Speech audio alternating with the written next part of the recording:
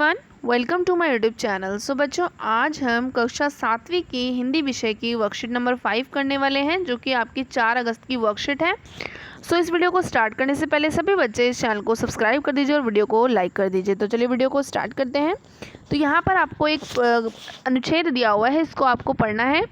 तो पढ़ते हैं। मैं अक्सर वैज्ञानिकों की कहानियाँ पढ़ता रहता हूँ, जिसके कारण मुझे अजीब अजीब सपने दिखाई देते हैं। एक सपने में मैंने देखा कि मैं एक जंगल में घूम रहा हूँ।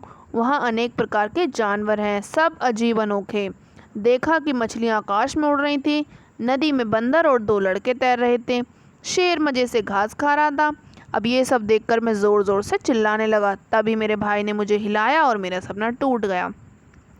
तो ये आपने अनुच्छेद जो पढ़ा है, इसमें बहुत सारे शब्द ऐसे आए हैं जिसमें हमें एक चीज़ का पता लग रहा है। ठीक है, जैसे कि सपना है, जंगल है, नदी है, शेर है। ये सब क्या है, हमें क्या बता रहे हैं कि एक चीज़ है, एक पदार्थ या एक प्राणी है। ठीक है, तो ये सारे आपके हो जाएंगे एक वचन। और ऐसे बहुत सारे शब्द ऊपर आए हैं जिसमें हमें पता लग रहा है कि वो एक से ज़्यादा हैं, एक से ज़्यादा पदार्थ या प्राणी हैं। तो जैसे कि कहानियाँ हैं, सपने हैं, मछलियाँ हैं, लड़के हैं। तो इससे हमें पता लग रहा है कि ये एक से ज़्यादा हैं। तो शब्द के जिस रूप से उसकी संख्या का बोध होता है, उसे हम वचन कहते हैं। ठीक है, और वचन हमारे 2 प्रकार के होते हैं, एक वचन और बहुवचन। ठीक है, आप समझते हैं एक वचन और बहुवचन होता क्या है।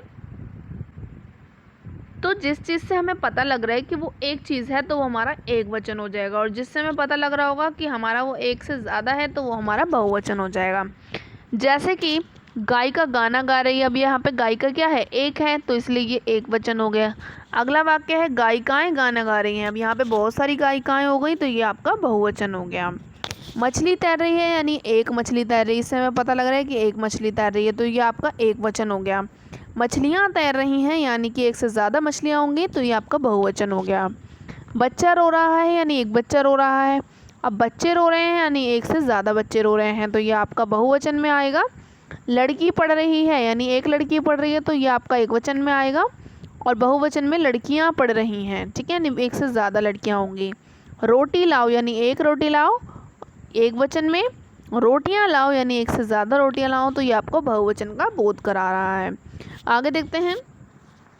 तो यहाँ पर हमने सीखा कि वचन जो होता है वो आपका 2 तरीके का होता है। एक तो आपका एक वचन होता है, जिसमें हमें पता लगता है कि वो एक चीज़ है, और एक होता है आपका बहुवचन, जिसमें हमें पता लग जाता है कि वो एक से ज़्यादा चीज़ें होती हैं। ठीक है, कोई एक से ज़्यादा पदार्थ या प्राणी होता है, तो वो हमारा बहुवचन कहलाता है।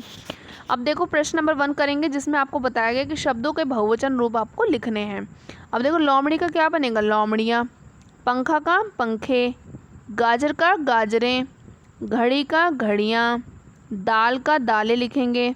सब्ज़ी का सब्ज़ियाँ लिखेंगे। गमला का गमले लिखेंगे। तितली का तितलियाँ लिखेंगे। घोड़ा का घोड़े लिखेंगे। और धातु का धातुएं लिखेंगे। इस तरीके से हमने क्या किया, एक वचन को बहुवचन में बदल दिया। आगे हम प्रश्न नंबर 2 करेंगे। तो यहाँ पर प्रश्न नंबर 2 में आपको बोला है कि रेखांकित शब्द के बहुवचन रूप से खाली स्थान भरिए।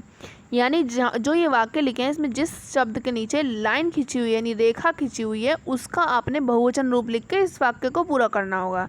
देखो, गांव की सड़क से शहर की सड़कें बेहतर हैं। अब सड़क के नीचे लाइन है, तो सड़क का बन जाएगा सड़कें, तो हम लिख देंगे यहाँ पे सड़कें, और हमारा वाक्य बन जाएगा गाँव की सड़क से शहर की सड़कें बेहतर है। दूसरा वाक्य देखो, यहाँ पे ऋतु के नीचे लाइन खींची हुई है, तो ऋतु का बन जाएगा ऋतुएं, तो हम यहाँ लिख देंगे ऋतुएं। ठीक है, और हमारा वाक्य बन जाएगा किसी देश में एक ऋतु देखने को मिलती है, पर भारत में तो 6 ऋतुएं देखी जाती हैं। तीसरा वाक्य देखो, आज बाजार में एक महिला नहीं कई महिलाएं थी। अब यहाँ महिला के नीचे लाइन थी, तो हमने महिला को महिलाएं बना दिया बहुवचन रूप में। चौथा सेंटेंस है, तुम्हें यह पत्रिका चाहिए तो दुकान पर जाओ, वहाँ बहुत सारी पत्रिकाएं मिलेंगी। तो पत्रिका के नीचे लाइन खींची हुई थी, तो पत्रिका का हम पत्रिकाएं बना देंगे। 5वें में लिखा है, मैंने तो एक ही कविता लिखी थी, सुनीता ने 10 कविताएं लिख डाली। अब कविता के नीचे रेखा खींची हुई है, तो कविता का बन जाएगा कविताएं। तो इस तरीके से सेंटेंस बन जाएगा, मैंने तो एक ही कविता लिखी थी और सुनीता ने 10 कविताएं लिख डाली। तो इस तरीके से इस वर्कशीट में हमने जो है एक वचन और बहुवचन के बारे में सीखा, और उसके 2 प्रश्नों को हल भी किया। इसलिए आप लोग क्या करिएगा कि जाने से पहले इस वीडियो को लाइक करके जाना। मिलते हैं नेक्स्ट वीडियो में, तब तक के लिए बाय बाय।